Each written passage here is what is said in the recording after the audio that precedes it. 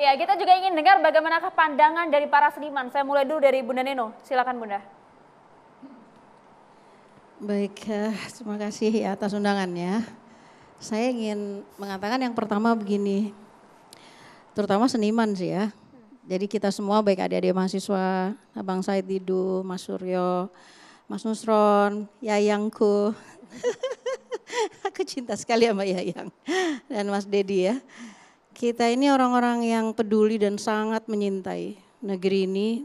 Dan terutama saya yakin kita semuanya sepakat bahwa kita ingin mewariskan nilai-nilai terbaik. Yang tadi Bang Didu bilang diwariskan oleh para pahlawan yang mengorbankan nyawanya ya. Kemudian kayak Mas Dedi tadi bilang juga kita mau benar, kita mau ngapain dengan negara ini kalau enggak kita ingin nyenengin rakyat kita. Dan itu benar banget gitu. Jadi yang ingin saya tekankan sebenarnya cuma dua ya adik-adik ya. Kita ini bernegara ini beneran loh gitu. Kita sungguh-sungguh dan adik-adik sekarang sedang yang hadir di studio ya. Dan banyak juga berjuta-juta lainnya ya. Kita ini sedang menghadapi satu tantangan besar gitu bagi negara kita. Sehingga kalau kita lihat momentum emas seperti itu gitu, momentum 17 Agustus, ini kan sebetulnya ada message yang hendak disampaikan kira-kira gitu. Jadi kita ini kan ngobrol-ngobrol sini, TV One punya message apa nih gitu, ngundang saya, ngundang ini. Negara ketika istana menyelenggarakan 17 Agustus yang ditonton oleh seluruh rakyat Indonesia baik melalui medsos maupun melalui stasiun, itu kan punya message gitu. Saya potong sebentar di sini, saya mau kasih tahu sama adik-adik, dulu saya hampir 10 tahun nyanyi di istana. Saya ini penyanyi istana dan banyak banget kriterianya kalau mau nyanyi di istana itu. Antara lain memang ketika misal ya, karena saya dulu kan suka menyanyi, karena sekolah di sastra Perancis. Jadi kalau ada tamu-tamu berkebangsaan, misalnya presiden atau perdana menteri, pokoknya dari negara-negara yang berbahasa Perancis, itu pasti Pak Sampurno, kepala rumah tangga atau Pak Yudo itu pasti minta saya. Karena ada tema kan, ada message-nya yang mau disampaikan supaya nanti tamu negaranya, presiden atau perdana menteri atau siapapun aja itu merasa dia homey, dia merasa fine, dia merasa good gitu kan. Nah, begitu juga saya kira message yang mau disampaikan oleh Pak Istana tadi Mas Dedi udah katakan. Dia ingin memberikan citraan bahwa ini kami cinta kepada rakyat dan ini dibuktikannya dengan mengundang begitu banyak wakil-wakil dari masyarakat. Saya nggak memasalahkan apakah itu resmi atau nggak resmi gitu ya. Tapi kita menangkap niat baiknya gitu loh. Saya sebagai seniman ini menangkap niat baik gitu dari istana untuk merangkul rakyat. Alangkah indahnya jika rangkulan itu kemudian juga berlanjut gitu. Jadi bukan sekedar performa, tapi betul-betul merupakan kinerja bagi semua perangkat ya, pemerintah ya kan, semuanya. Jadi itu hanya selebrasi, tapi jangan jadi selebrasi saja. Kita bekerja sama DPR semuanya, saya kira harus bekerja sama untuk mewujudkan selebrasi itu menjadi kebahagiaan bagi rakyat, kan gitu. Nah kita samalah dalam hal ini Mas Dedi, saya sangat setuju ya ketika makin banyak istana merangkul rakyat dan membuktikan cintanya itu betul-betul kepada rakyat, rakyat bisa senyum. Saya masih gimana ya, saya ini kan orang di bawah ya, jadi saya itu masih menerima nggak bisa sekolah, nggak bisa ke rumah sakit, nggak bisa makan bahkan. Terus saya mau apa? Mau nangis. Kaya enggak, punya jabatan enggak. Tapi kan ini ya, ini apa yang betul-betul harus kita cintai adalah ini bagian-bagian dari masyarakat yang memang masih menemukan belum bahagianya gitu. Jadi artinya yang mewakili di sana, alhamdulillah saya juga hadir beberapa kali dalam perayaan di Istana Negara ya.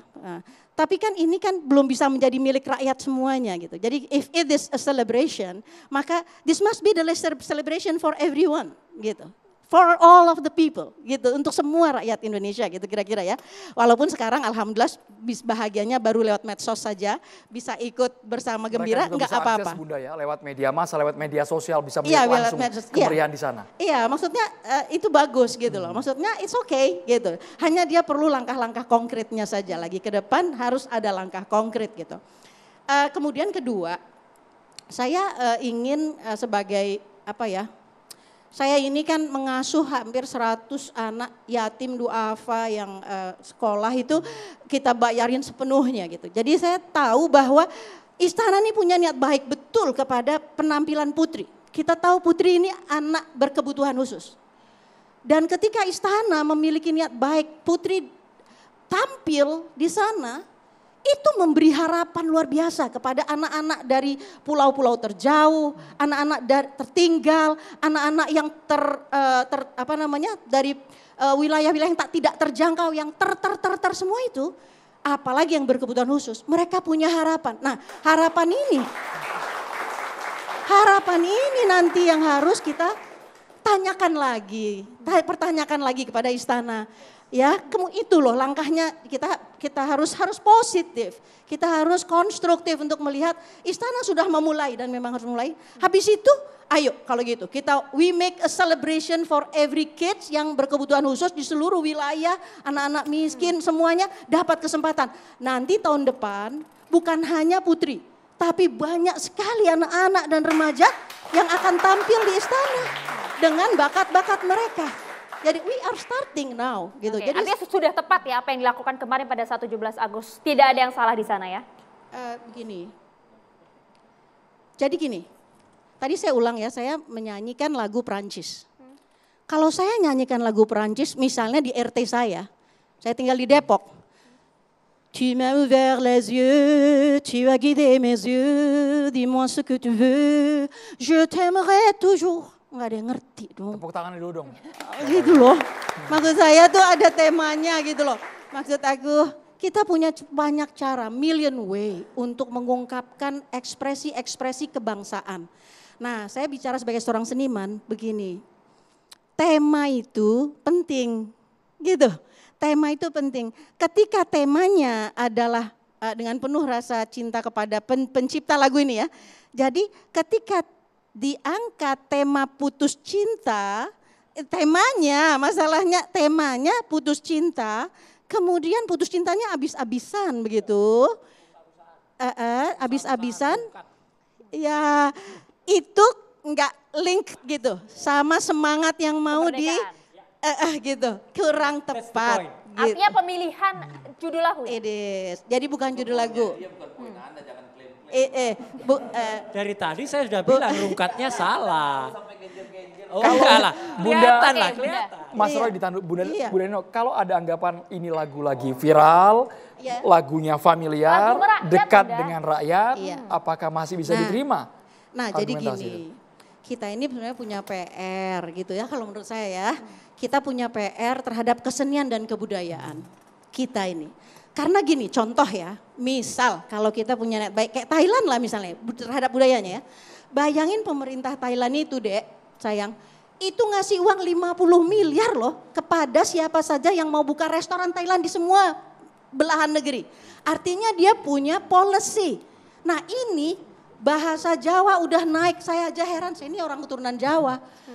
Tapi saya tuh heran, wow lagu Jawa sudah di Afrika di mana, terus kita diam aja ketika bahasa Jawa, bahasanya Mas Suryo ini KRMT nih, bahasa Jawa mendunia, harusnya kita membuat situs di mana template seperti tadi dapur-dapur Thailand itu udah lengkap template-nya.